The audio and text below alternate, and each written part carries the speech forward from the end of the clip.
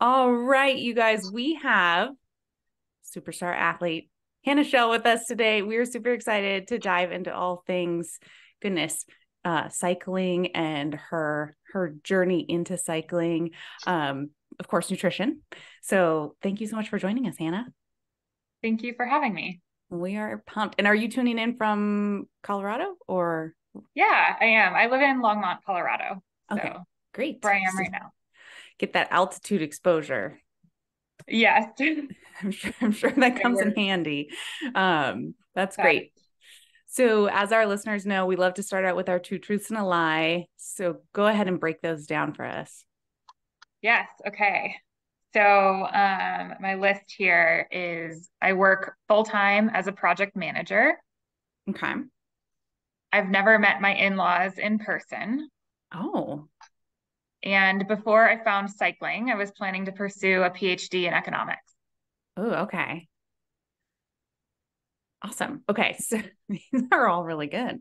Um, Goodness. I'm kind I'm of wondering. yeah. What Oh do you yeah, think, go ahead. Amanda? I'm kind of leaning to like the middle, the second or third one for some reason. I don't know. What do you I was think? kind of thinking the PhD, like maybe you were gonna pursue a PhD in something else, not economics. Mm. Like maybe we're getting tricky. But also, I don't know.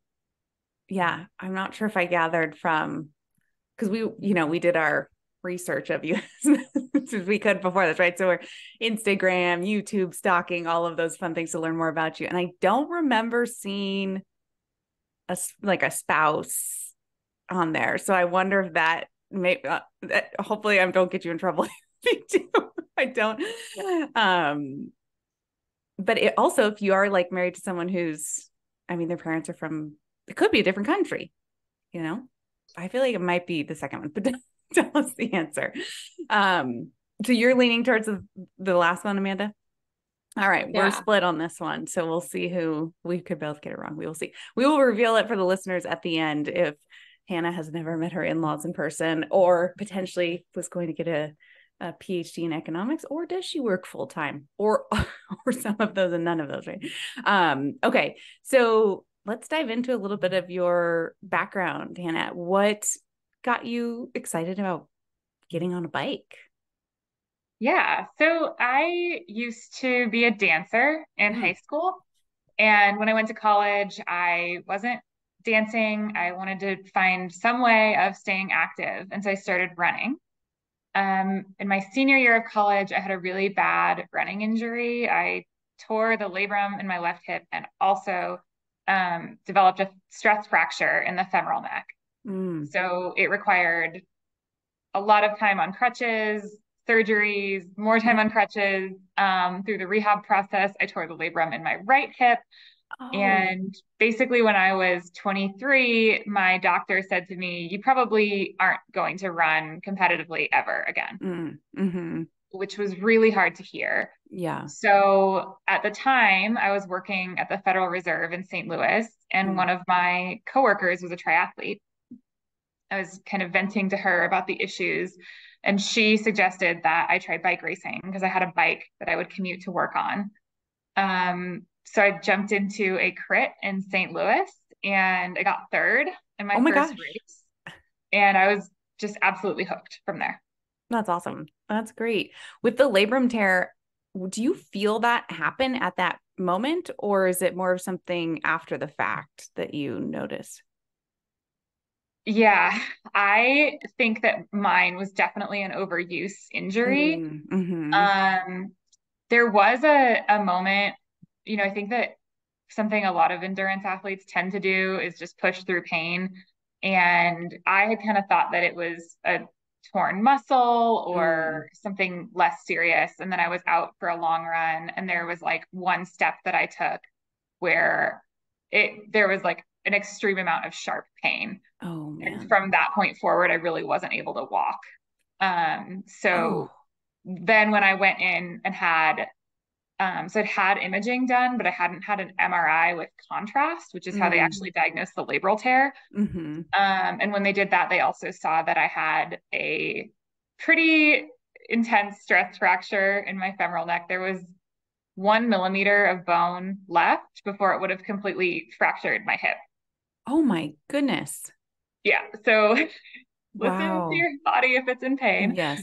Really big lesson for me. Wow. But at the same time, I think that, part of the reason why I focus so much on nutrition with cycling is that I think I was under fueling when I was running. And Mm-hmm. that's something that contributed to my bones not being strong enough to support the impact. Yeah. Yeah. Wow. And that recovery timeline from a fracture, like a partial fractured femoral neck and then the tear.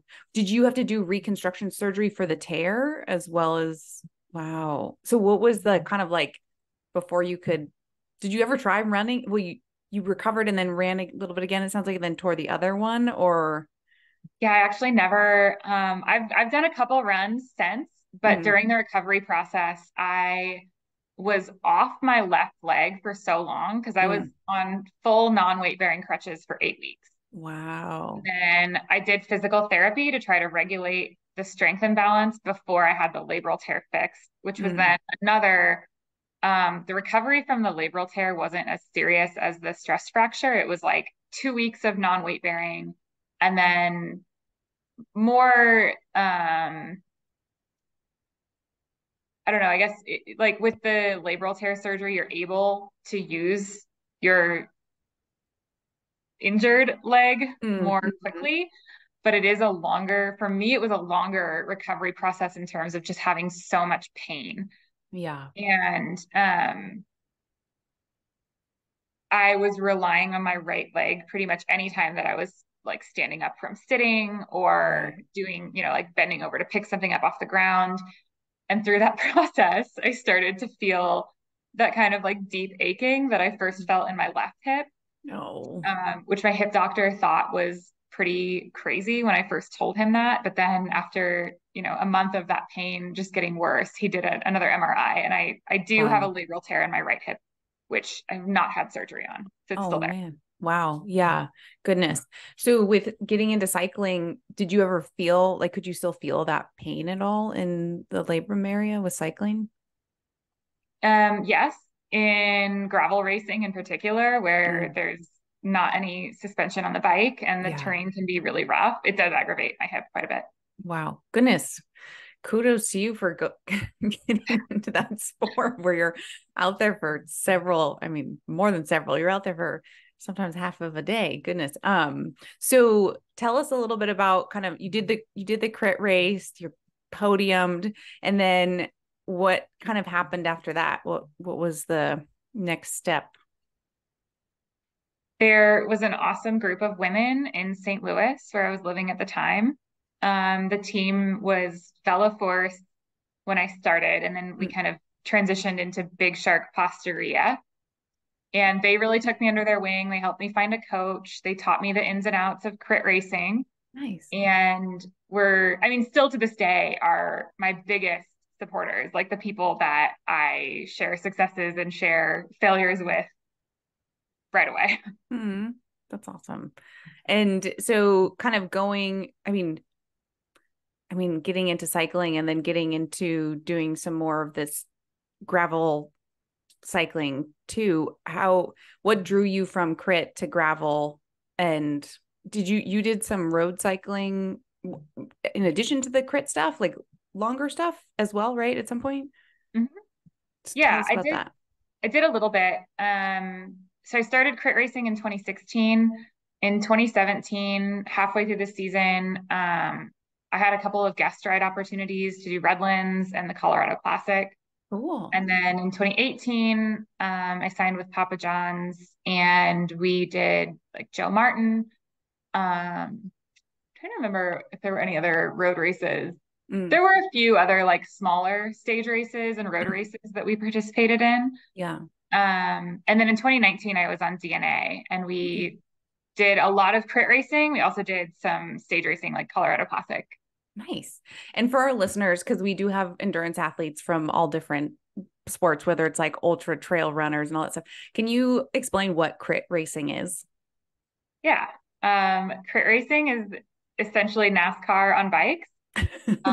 So it's a really short course, usually a mile or less, with a lot of corners. Mm. And crit racing is all about strategy and drafting. So Mm-hmm. it's not usually the strongest rider that wins. It's usually the rider that had the smartest race, that Mm-hmm. understands how to read pack dynamics, that knows where to be when the race is coming down to the last 5 laps. Mm-hmm. It is also a team oriented sport. So that really adds to the race dynamics and just adds to the fun of the racing. So crit races are like 45 minutes to 90 minutes at the long end. And it is fast and fun and dangerous. And always on pavement? The ones that I did were always on pavement. Yes. Okay. And with crit racing, do they put a time cap on it, or is it a lap like max Time cap. time cap? Yeah. Okay. So they'll Um, calculate your average pace over the laps for mm, usually like the first half of the race. And then they'll put up a lap counter. So you know. okay. Yeah. So very strategic, it sounds like, and saving the energy for that last. I bet your sprint muscles have to be like really tuned in. Yeah, which is not a strength of mine, actually. So I was never a sprinter Mm, in crit racing. I did a lot of working for the sprinters or mm. like trying to find myself into a breakaway. But yeah, I mean, if you are someone that has a lot of fast twitch muscle fiber, crit racing would be really good for you. Yeah, yeah, goodness. Wow. And then so 2019 DNA, and then when did gravel come into the picture? In 2020, so after the year on DNA, my husband and I decided to create our own program, which Oh, was going to fun. be both crit racing and gravel racing. Um, Everyone knows that there wasn't any racing in 2020. Right. Uh, and so I just had a lot of free time on my hands and ended up doing primarily gravel riding Mm, around Colorado and amazing. just falling in love with it. So then in the end of 2020, I had really wanted to race Unbound, which was initially postponed and then canceled. Mm. So I still trained as if I was going to race it and then went to Emporia by myself and Oh, rode the fun. course, Nice. kind of like a solo time trial. Yeah. It was my way of gauging whether gravel was something I would be good at and Mm-hmm. enjoy.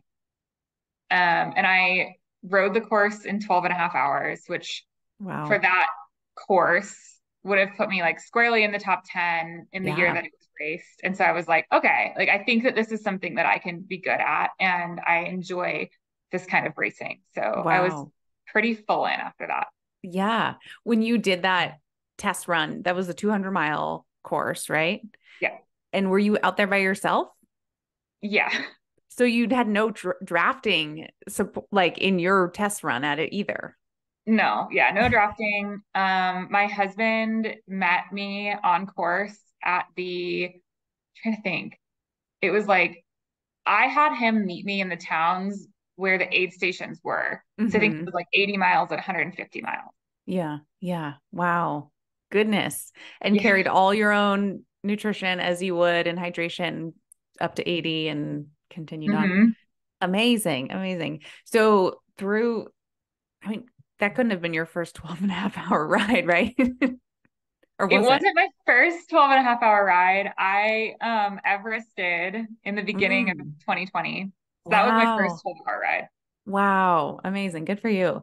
So with the gravel 2020, like you're saying, not a lot of racing going on. I think a lot of people were doing similar to what you were doing, right? It's like things were getting canceled, but people still wanted to be outside. And a lot of people we've spoken to, about their 2020, it was like trying to chase FKTs and that kind of stuff. But so from there, did you sign up for in 2021 for your first gravel race, or what was the first like official gravel race you did? Yeah. The first official gravel race was the Oklahoma Gravel Grinder, Mm-hmm. which was an 80-mile gravel race I'm blanking on the name of the town right now. Mm. But it ended up like pouring rain, which Oh, turned to snow, and it oh, was extremely cold and miserable, oh like no. so terrible. But I got second there. Emily Newsom won. Mm-hmm. And on the road, I would have never been able to share a podium with Emily News. Oh, So I was wow. like, oh, this is really cool. Yeah, amazing. Do Yeah. you, with kind of going from road to gravel, did you do any mountain biking beforehand, or like how did you feel with the handling skills of being on dirt or mud or bumpiness? Like, how was that for you? Uh, it was a big transition. Yeah, With crit racing, there's definitely an element of bike handling, like knowing where to position yourself in the pack, knowing how to corner safely, how to be a predictable rider so that you're not endangering others. right. Gravel and mountain bike is totally different. Um, I like my husband is a really good bike handler. He comes from a motorcycle racing background. Oh, So in nice. 2020, we spent a lot of time working on that stuff Great. together. But it still is like an area that I would say I'm weak in. Like it's something that I have to work really hard at. Yeah. I mean, whenever you're on dirt, there's just so many unknowns, I feel like. And even on the same course, like if you get weather or just like the wear and tear from the season on a trail, or it changes. It changes all of it. And then all the talk about tires. Yes. Which could be a whole other episode. We won't go down that rabbit hole. So with that 80-mile race, do you remember at the time what you were doing with regards to fueling during the race? Oh, that is a good question. Um, I used to eat a lot of Cliff Bars. Okay. I'm Yeah. sure I was not fueling enough. Mm-hmm. Um, and yeah, I just had bottles, and I don't even remember stopping to fill bottles at any point in that race. Wow. Wow. And was there fuel in your bottles, or was it just like water or electrolytes at the time, or? Like probably scratch. Yeah. Nice. So like some fuel, but not a lot. Hmm. Yeah. I was watching I think it was a story or a reel, but you were talking about your sea otter, I think. Well, you had a recent post, but then I also saw your sea otter fueling um reel that was shared by, I forget who the collaborator was on it, but you were talking about the fueling and stuff and your technique, right? With I think it was the precision shoes you like to use, right?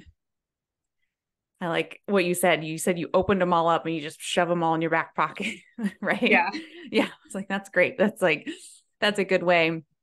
I think little things like that are really helpful for our listeners. I remember Peter Stetton on one of our episodes, he was talking, we called it the Stetna Stroop stack, because he was talking about like the Stroop waffles and those kind of things were, I mean, goodness, they're almost like dangerous sometimes to eat when you're breathing really hard because of how crumbly, and goodness, you could like inhale a chunk of a waffle. But he was saying he opens them, basically like folds them in half and in half again. And so it's just a short little stack and he could just shove the whole thing in his mouth at once. I was like, that's pretty genius. Like, Yeah. so yeah, little things like that on transportation and like getting food from hand to mouth safely is really helpful. Because yeah, if you're not fueling yourself, you can't keep pushing hard. So I think that's all helpful stuff. So now that did you do the full Grand Prix this year, 2023? Yeah. Awesome. So kind of going through from your initial like solo unbound exposure to Oklahoma and then to now, how has your fueling perspective or game plan like evolved? So a big game changer for me was in 2022. I joined the Feeds high performance team, Nice. and they offer so much education and assistance to their athletes, but also just to anyone. That's great. And I started learning more about how many carbs I should be taking in per hour, learning more about different products that were out there, like high carb drink mixes, Mhm. and kind of newer research on what cyclists in particular can take in over really long efforts. Yeah. So before I was working with the feed, I didn't really use like gels or chews or anything sugar based. Like Hmm. for some reason, I thought that that wasn't fuel. Oh, wow. Yeah. I was What like, were it you has to be real fruit. using? Yeah. So I was using a lot of Cliff Bars, and I would Yeah. make made rice cakes, um, Mm-hmm. the scratch recipe. Yeah. which was great, but it's actually hard to eat enough carbohydrates if you're using that like real food. Yeah. And I still do use it for longer efforts. But yeah, Mm-hmm. so working with the feed, I started to explore all these new products. I also started to learn how the other athletes on the high performance team were fueling. Mm-hmm. And I was like, wow, most of these athletes use all like gels or chews or carb mixes for even long events. Like they're not Yeah. eating anything. Right. So that just totally changed how I was feeling on the bike. And I started using a lot more like sugar based products, Mm-hmm. and being more intentional with planning the like grams of carbs that I was going to take in per hour. Yeah. And definitely started seeing a lot of improvements in my like training and recovery and racing and, you know, being able to take in more and more Mm-hmm. fuel at the same time as the racing was getting a lot more competitive. Yeah. So it definitely helped me, I think, kind of keep up with it. That's great. And so what kind of learning all that stuff and then kind of looking at, okay, this information of maybe I should be hitting X grams of carbs per hour. Did that feel like a big jump from where you were at from a carb intake per hour or fueling frequency? Yeah. Yeah. Yeah. Oh man. Yeah.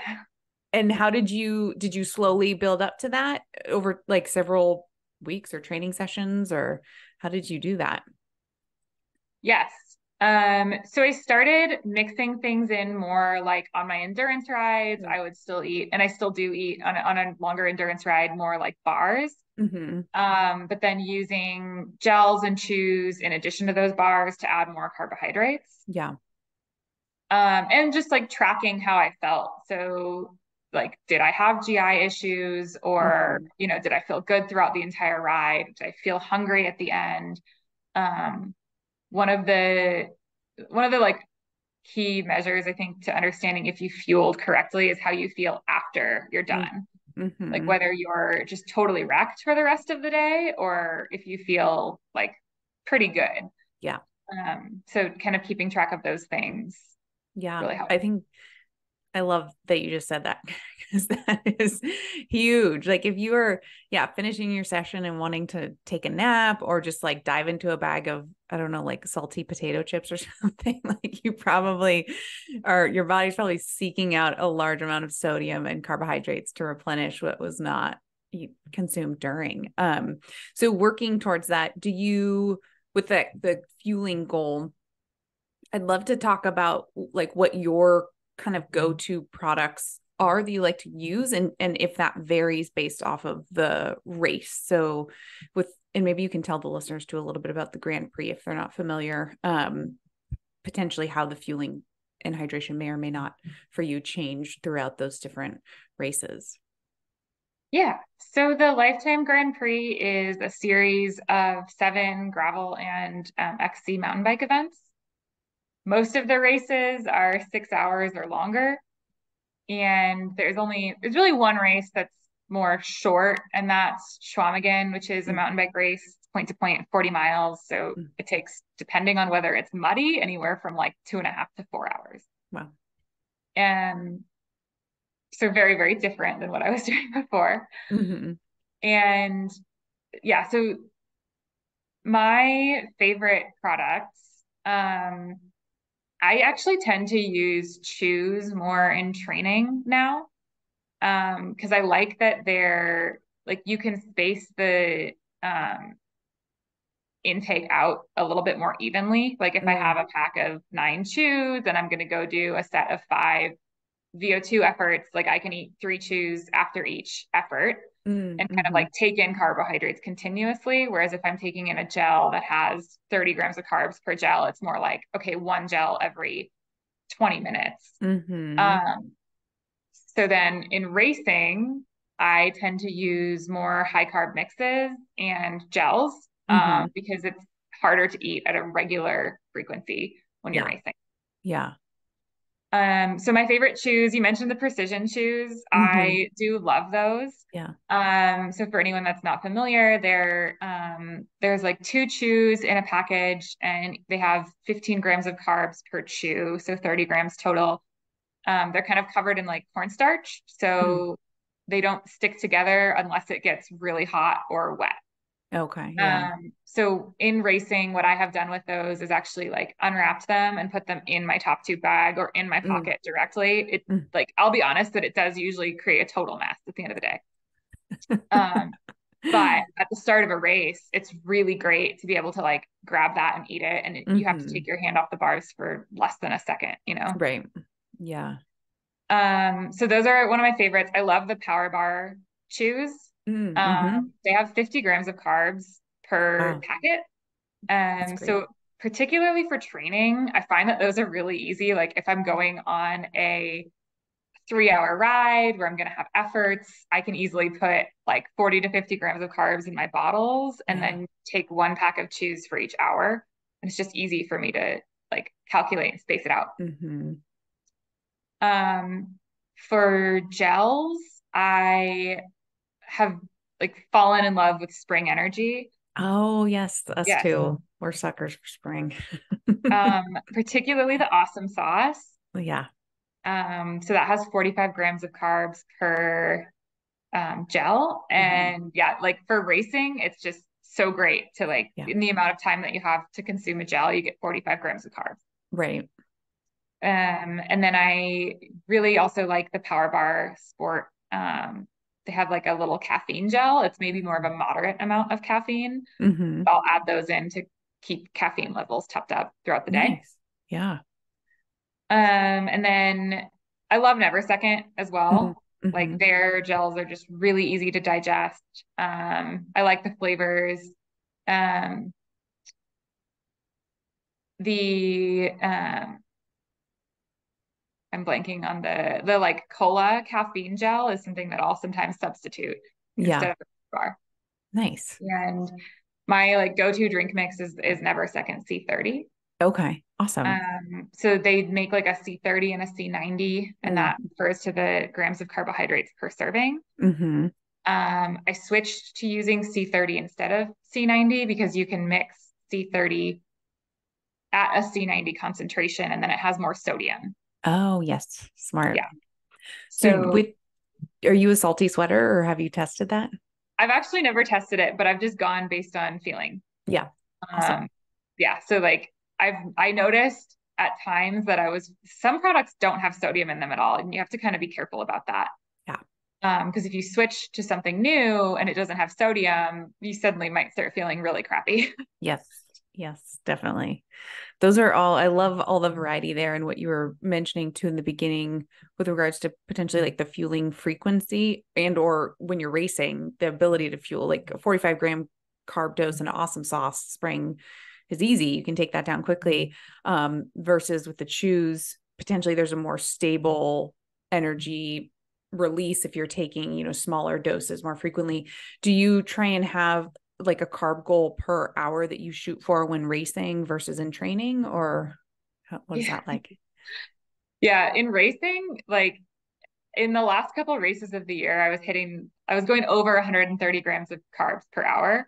Wow. And I actually like, typically I would plan for about 100 grams of carbs per hour. And then I was running out of food in races. So I started planning for a little bit more. And I think that it's really hard to simulate the racing intensity in training. Yeah. So in training, I'm typically like 90 to 100 grams of carbs per hour if it's an intense ride or if it's longer than 3 hours. Mm-hmm. And then if it's like a zone 2 ride for 2 hours, maybe like 40 to 60 grams of carbs. Yeah, I think it's a great way to kind of like break it up and differentiate it because I think some people will get confused. Like if it's, well, I have a zone 1 or zone 2 ride programmed, it's like, but it's for several hours. Should I hit 100 grams of carbs? Probably not necessary. Did you ever have any testing done to determine what your kind of glucose burn rate is at all? Do you know? No. No, I haven't done that. I did use glucose monitors with Super Sapiens. Yeah, yeah. And that was kind of an important piece of feedback I got from the like Cliff Bars that I was eating all the time is I would go out for these rides and I'm like, man, my blood glucose is not going over 70. Oh my goodness. Yeah. Would it So just take a long time for the Clif Bar to digest and like in your system or just still wouldn't? like get Yeah, up I feel there. like it was slowing, it's like digesting slowly enough that it wasn't actually raising my glucose given the energy that Mm, I was putting out. wow. Yeah. I think that those glucose monitors, they can give you that information and in a handy way to apply that. And yeah, when you make the change, you likely notice a difference. I'm curious, did you use the glucose monitor with something like the 15-gram chews versus the awesome sauce like dosing? Kind of where my brain is going, just to give you an idea here, is like if we're taking, say our goal is 90 grams of carbs per hour, and we take two awesome sauces throughout versus multiple 15-gram chews, right? Spread out evenly. I'm curious, are we getting with the awesome sauces a big spike and then kind of a come down before we refuel again versus the frequency of multiple chews? And maybe that's inconvenient too, potentially, right? But are we keeping blood sugar in a stable place that helps performance? So that's kind of where my head is at. Is that anything you have tested with yourself personally? I haven't, but it's actually on my list of things that I want to do in the off season. Because I noticed this tendency towards the end of the season last year where I was like, I'm putting less carbs in my bottles and using chews more often in training. Mm, And then in races, I have higher carbs in my bottle and I'm using gels at a lower frequency. mhm. So I do actually really want to, I have a couple glucose monitors. And so this is something that I want to try experimenting with. I'm not riding right now, but when I get back to riding, and I want to share that data because I think it's a lot of Yeah. people will be interested in that. Like it's one of the things that we maybe don't talk about as often is like we talk about how many grams of carbs you should take in per hour, Hmm. but not how you should space it out. Yeah. Yeah. Yeah. I think that's huge because yeah, what you'll see with the glucose monitors, right? How quickly something spikes in your bloodstream and then drops out of your bloodstream too. And when you hit that fall. So it also makes me think of caffeine because that can peak in our bloodstream and come down. How do you time your caffeine dosing with the training session or with a race? Are you using it consistently throughout, or do you wait towards the very end or use it right in the beginning? How do you structure that? I use it consistently throughout, and I usually do not use caffeine in training, Mm-hmm. primarily because I work full time. So I'm training in the afternoons and evenings a lot. Yeah. Um, I will test caffeine on the weekends and on long rides to make sure that I'm not going to have issues when it comes to racing. But Mm-hmm. yeah, I find for me that it works better to space it like pretty evenly, um, to the best of my ability. Yeah, that's great. I love that. I think that's helpful. And let's see, we didn't talk as much about hydration, but how do you one transport your hydration in a 6+ hour gravel race and or plan for that? And then what are you shooting for from a fluid intake per hour? And does that vary between events? Yeah. Yes, it varies. And this is, you know, so often it has more to do with the course and how the course is structured than anything else. Yeah. So if it's an event like Unbound, where you have two aid stations and you're riding like 80 to 100 miles between them, I'm definitely going to have a 2 liter Usway pack. Mm-hmm. So for hydration packs, Usway is like the only one that I would truly recommend. Mm-hmm. I have tried a lot of different brands, and the Usway like stays in place on your shoulders better than anything else. Mm-hmm. There's nothing more annoying than a hydration pack that like sits to one side when you have a crosswind Yeah. or like when you hit like rough section of road, your hydration pack is like bouncing around. Mm-hmm. Um, so yeah, the Usway hydration pack, and then I'll have two 24-ounce bottles. And so usually, unless it's a really hot race, um, like two 24-ounce bottles will get me through 3 hours. Wow. That's So I great. don't know what that calculates to per hour. Where's my calculator? That's But 48 ounces. That's 16 ounces an hour. yeah. Okay. Are you So sipping it that all from your bladder too during that though, or you're waiting? I will use my bladder first. Okay. So usually a 2 liter bladder will get me through like 4 hours. Mm-hmm. And then I'll switch to bottles. And that's just because I like to get the weight off my back as quick as I can. Mm-hmm. Yeah, that makes sense. That's great. Do you, in these hot environments, hotter racing environments, and I know that can be like sometimes the weather is just that one thing we can't predict, but I know it was Unbound this year was like had every element going on, I think outside of snow. But so with something like that, are you going through your bottles faster, your bladder faster? Are you trying to increase your salt intake? And how are you cooling yourself and or trying to manage core temperature in something like that where it could be really hot?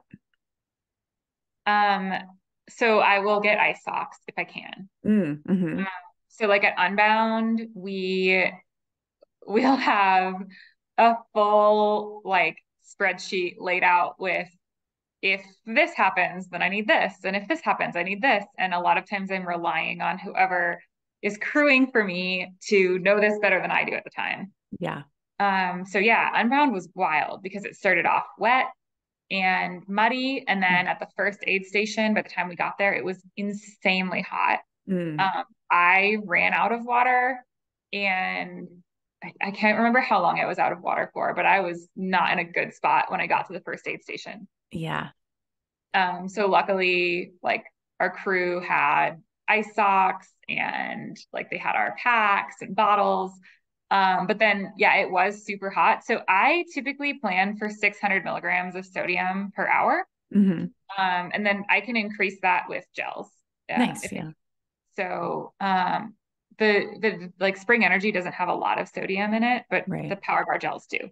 Nice. Um, yeah, at Unbound, so I actually ran out of water in between the first aid station and the second aid station because it was so hot, like Yeah. unexpectedly. So luckily there was a neutral water oasis and I was able to stop and refill there. Awesome. But yeah, it's something that I think that you kind of have a baseline and you have an idea of how you're going to meet that baseline given a combination of are you going to carry the like fluid with you or are you planning to stop at aid stations? And then sometimes it goes completely awry if like it's hotter than you think it's going to be, or if you lose a bottle over like a really rough section of terrain. Mm-hmm. So yeah, there's always a little bit of flexibility in there too. Okay, so I have a couple questions.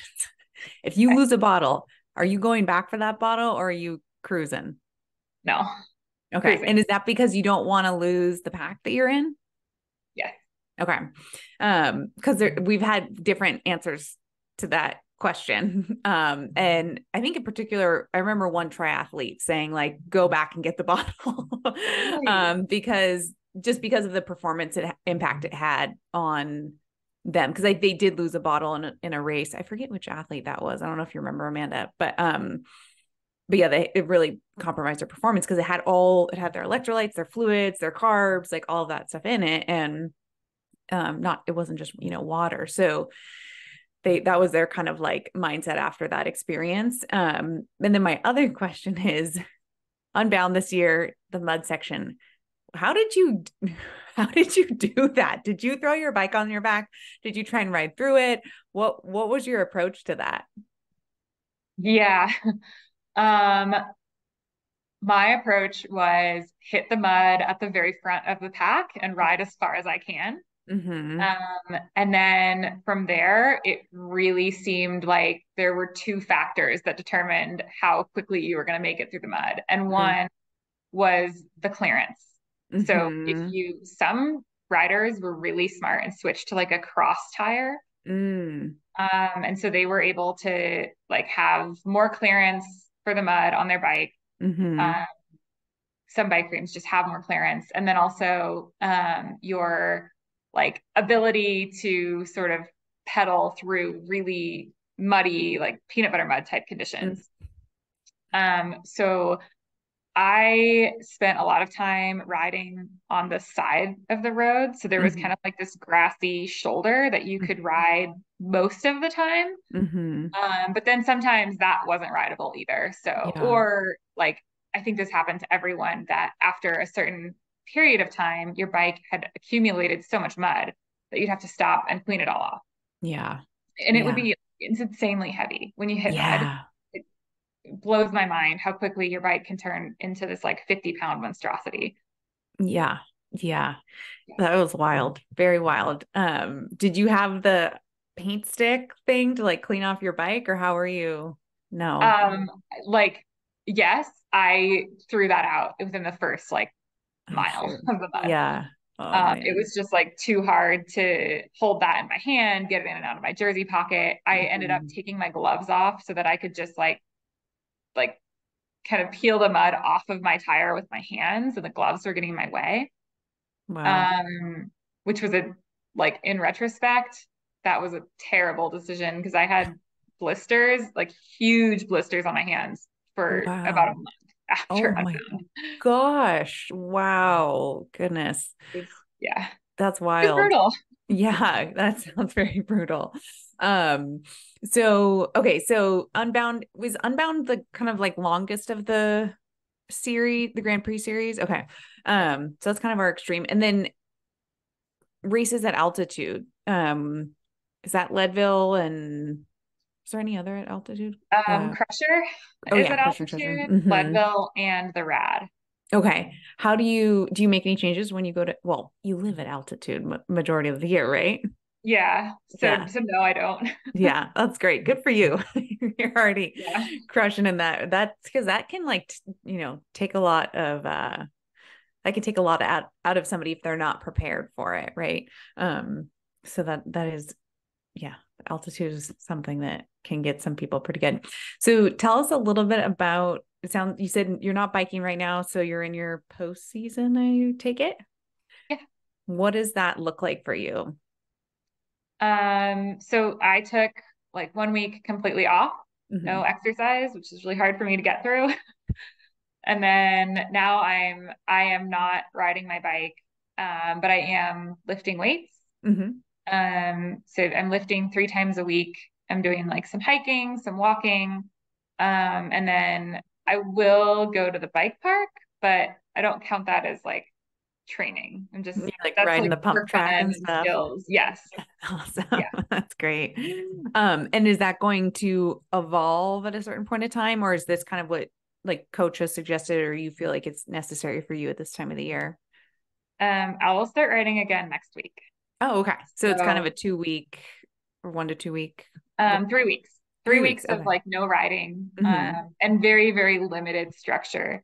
And Mm-hmm. then I prefer to start weightlifting during this time so that I'm not as sore when I get back on the bike. Yeah, that's great. Awesome. And with kind of the postseason and kind of getting back into some cycling, we have a lot of maybe like more of our recreational athletes, I say they kind of like finish their like final race of the season and then they hang up their bike until I don't know, February, then try and race in April or something. um do you have any suggestions or kind of what you or kind of like information on just like what your kind of rough routine is through November, December, January, and maybe when your first kind of race is of 2024 to help give people a picture of like your timeline? Yeah, this has changed a lot with gravel racing because the Mm. season goes like from February to November now. Yeah. Whereas in road racing, it was more like May to September. Mm-hmm. So yeah, there's Long season. a like much shorter off season period and much more demand on your body to be fit Mm-hmm. for a longer period of time. I won't pretend that I've mastered this because I don't think I have. Yeah. But in the off season, I think it's crucial to take that time off the bike, Mm-hmm. like let your body heal and detrain so that you Mm. can build fitness again. Yeah. And then I typically start like mid to end of November Mm-hmm. with getting back to riding. And that is usually like zone 2, maybe some light structure to kind of help break it up, but Mhm. it'll be a lot of long zone 2 rides and building an aerobic base, being careful with how much intensity we're adding in the early part of the year, because Yeah. you can only train at intensity for so long. Right. Yeah. And so Yeah. you said February is when your first race is? Yeah. So this year, I think it'll actually be March. I don't think Mm, I'm doing anything in February. okay. But I'm looking at BWR Arizona as the season Mm, opener, which should be the yeah. beginning. Nice. Awesome. Yeah. Well, I want to be mindful of your time here because I know we're getting close to the end. So I will dive back to your two truths and a lie, and then we can share with the listeners which one was a lie, but also where they can find you and follow you and all that fun stuff. So you had said you work full time as a project manager, which after our interview, I feel like that might be true. Never met your in-laws. I did gauge that you are married, so I think that's a possibility. Before cycling, you were considering getting your PhD in economics. I think I said the second one was a lie. Amanda, you said the third one was a lie. Which one was the lie? So the lie is the second one. Oh, I have met my mother-in-law. I oh, haven't met nice. my father-in-law. Okay. My husband is Australian. Oh my Um, goodness, I nailed yeah, it. and we got married during the pandemic. So Oh, I like congratulations. talked this over with him last night, and we were like, "This is a little bit sneaky." Um, That's good. That's good. Keep us guessing. yeah. Yeah, that's So great. actually going to Australia in a little over 2 weeks. Oh, So I'll meet like most of my in-laws for the first time. wow, that's awesome. So exciting. And it's going to be beautiful, I'm sure.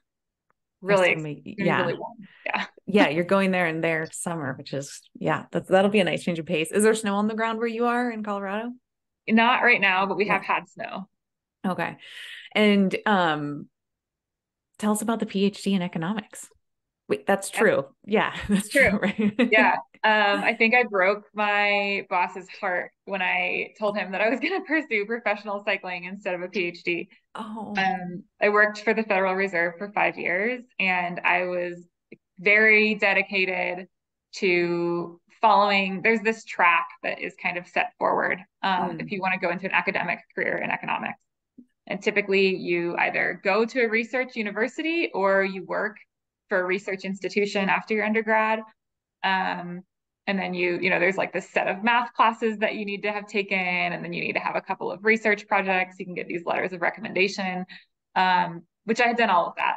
And so I was really at the point where I was working on applications to go into a PhD program. And something that I just kept hearing from everyone in the economics world was like, you're going to have to stop this whole bike racing thing if mm, you want to be successful here. And the more that I thought about it, the more I was like, I don't think bike racing is a phase for me. mm-hmm. Um, I'm not someone that's like, oh, I've done bike racing full time for 10 years and now I'm going to quit and pursue something else. Yeah. I think that I'll always be involved in the sport to some extent. So for me, I was like, I can't choose a career path that's going to be so dominant that I can't have hobbies. Yeah. Yeah. It's great. And biking's so fun too. So Yeah. how can you say no to that? Getting outside. Awesome. And then you are a full-time project manager now? Yeah. Awesome. That's Yeah. great. And in Colorado, I imagine, or do you get to do work from home stuff or Yeah. I work from home. awesome. So I'm a consultant. So I do work on a contract basis. Nice. And I pivoted to project management from sort of like data analysis consulting. Wow. And so a lot of the project management I do is relating to data projects. Great. But yeah, I really, really enjoy it. So that's where the spreadsheets at Unbound come from, Oh, data. I love it. I love the yeah. organization. That's key. Awesome. So where can our listeners find you, follow you, watch content, any of that stuff? Where would that be? Yeah, I am really active on Instagram. So at Hannah G. Shell. I do have a Facebook account, and I am on Threads, but I don't Oh, post there very often. good for you. I don't even understand threads yet. I think, I I think, think it's Twitter, but oh, it the is new Twitter. the new Twitter. Okay. All right. We'll have to figure that one out, Amanda. I think Amanda set ours up. I just don't know how to use it. And then any YouTube content that's out there, or I think there's a few interviews, right, that I came across. Yeah, there's a few interviews. I, have often contemplated doing a YouTube channel, but I just cannot find the time for it right now. Yeah, it's a lot of work. It's a lot of work. Yeah, the people who do it, it's yeah, kudos to them because it's like Yeah, a full-time I agree. job. Especially if you're like having to learn all that stuff on your own. It's not what you went to school for, or goodness. So, well, this has been so fantastic, and I love all the tips and nuggets and everything you discussed here. I think is super exciting, and definitely would love if you do your CGM stuff in the postseason with your fueling routines. We'll definitely we want to share that with our listeners. We'd love to like repost it or something. So I think that's so fascinating. I'd love to hear what you find out. And then yeah, thank you so much for joining us. This is great. Yeah, this has been so fun. Thank you for having me.